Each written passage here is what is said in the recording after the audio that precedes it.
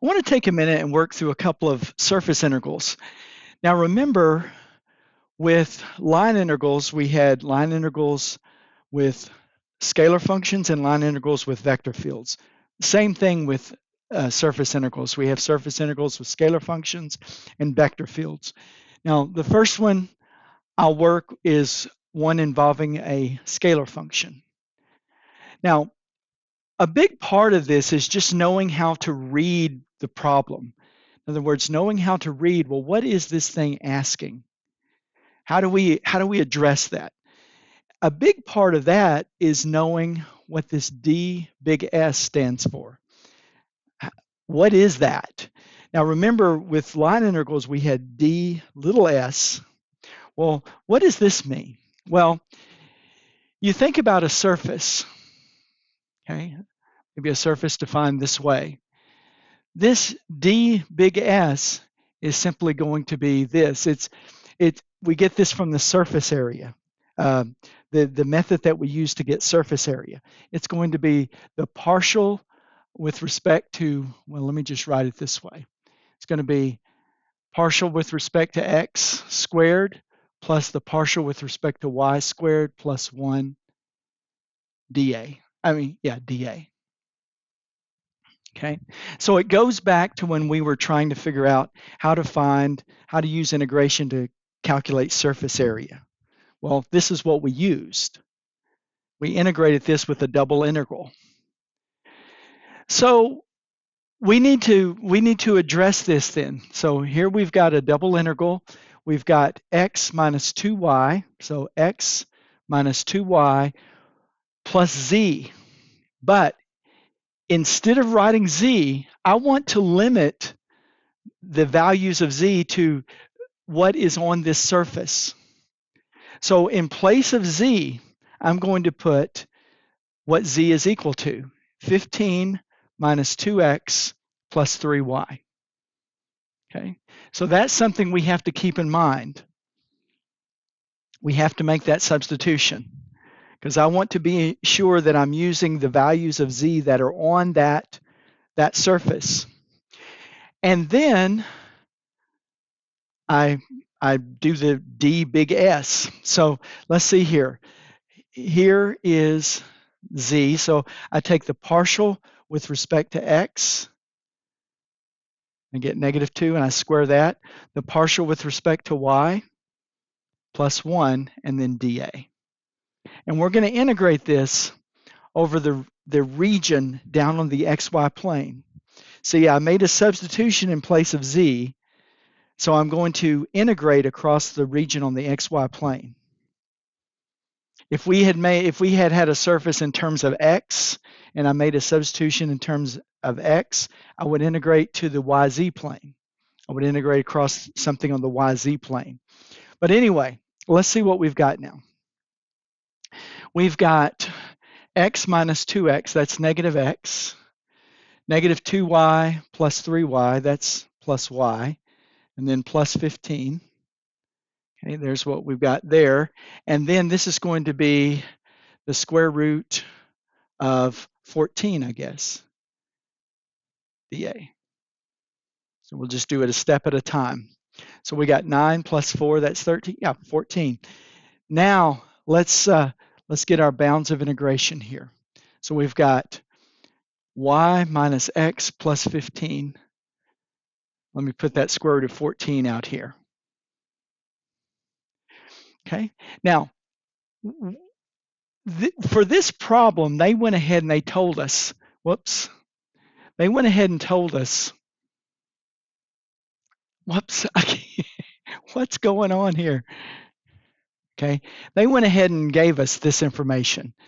Now, normally, in other words, they want us to integrate over that rectangular region. Normally, what we would do is we would project this surface down and integrate over 2x minus 3y equals 15. But they didn't have us do that. They gave us this. They said integrate over that. So that's what we'll do. They just told us straight up, x goes from 0 to 2,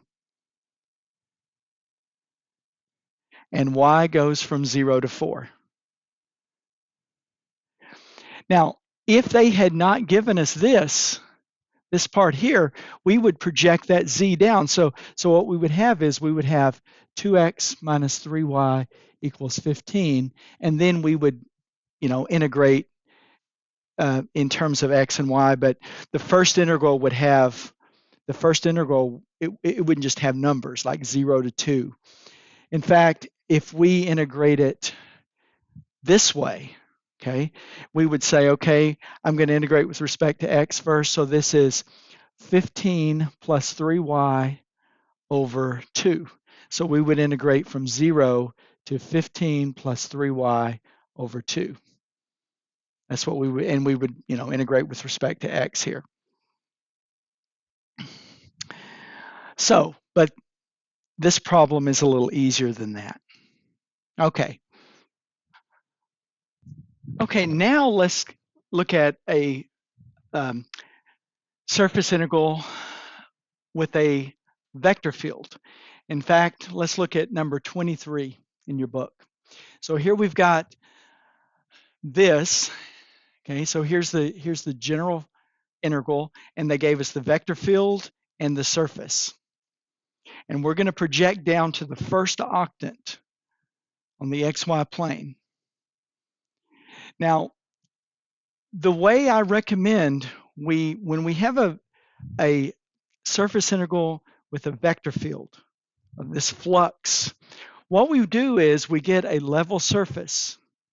This is the way I recommend you proceed with these. Get the level surface, and we want this vector to project outward. So I'm going to write this level surface this way: z plus x plus y minus 1. And I want to get the gradient, because what we're trying to do is find a normal vector. And the normal vector, remember, if we have a level surface and we take the gradient, that vector is going to be orthogonal. Okay, so let me get the gradient. Gradient is going to be 1, partial with respect to x, partial with respect to y, partial with respect to z. There it is. There's my gradient.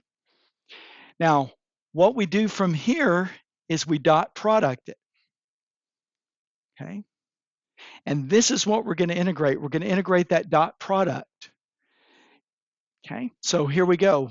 This is going to be 3z minus 4 and y dot product with 1, 1, 1. Let's see what we get then. We get 3z minus 4 plus y. Okay, now we're ready to set up our integral. This 3z plus y minus 4. But now I need to know, okay, what else do I put in? Now we're going to have a dA here. In other words, it's going to be this. So I'm integrating over this region. And I'm not quite ready to begin because remember, I've got 3z right here. So let me go ahead, and this is going to be a region down the xy plane. So I've got 3z is equal to 1 minus x minus y. Okay, so let me do this. 3 times 1 minus x minus y. Okay, plus y minus 4. Now dA. So every time you have these surface integrals, you're going to need to make a substitution like this, if you can. If there's a z there, I want to substitute in. Okay, now that I've done that, I can just start talking about, I can get my bound set up. So here I've got 3 minus 4, that's negative 1. See, I've got negative 3x. I've got, here's negative 3y plus 1y, that's negative 2y. And I think that's it. Now I talk about my bounds of integration. Okay, so I go back up and I get the z equals 1 minus x minus y. So that's like x plus y equals 1. Okay, it looks like this. Okay, so now I can integrate with respect to x or y, doesn't matter. I guess I'll do y first, and that would be y goes from 0 to 1 minus x, and then x goes from 0 to 1.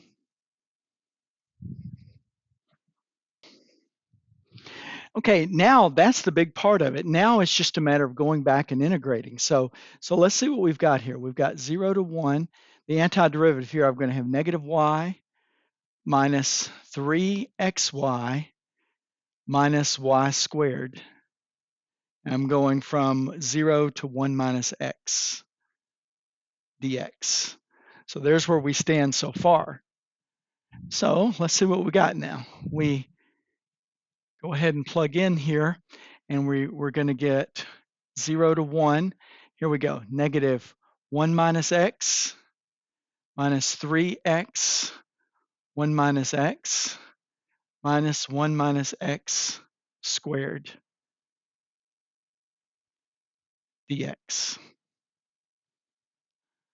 Okay, so I'll go ahead and let's see here. So I've got this thing to integrate, and I've noticed I've got all these 1 minus x's. And I've got negatives on all of these. So I think what I might do is factor out that negative. And while I'm at it, let me factor out a 1 minus x. See if that gives me something a little more manageable. I got 1 plus 3x plus 1 minus x. Let's see. See if this helps us. And I believe it will help us because let's look at this. We've got 0 to 1, we've got 1 minus x times 2 plus 2x. Now let me multiply out this integrand. Let's see what we get. We got negative 0 to 1. 1 times 2, that's 2, of course, plus 4 plus 2x minus 2x. That's nice. Minus 2x squared. Let's see here then. We've got 0 to 1, and this is going to be 2 minus 2x squared.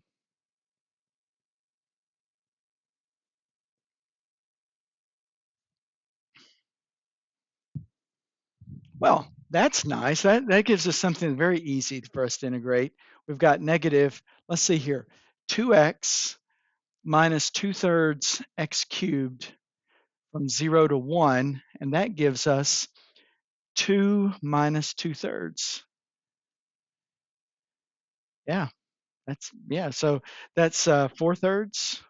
So negative 4/3 looks like.